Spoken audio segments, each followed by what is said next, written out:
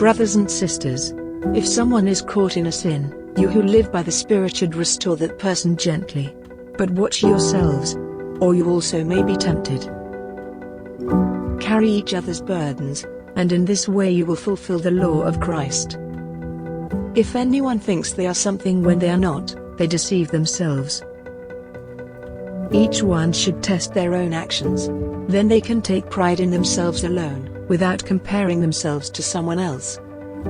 For each one should carry their own load.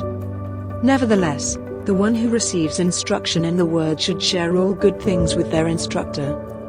Do not be deceived. God cannot be mocked. A man reaps what he sows.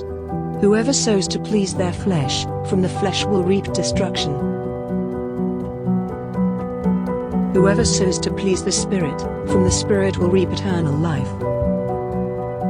Let us not become weary in doing good, for at the proper time we will reap a harvest if we do not give up. Therefore, as we have opportunity, let us do good to all people, especially to those who belong to the family of believers.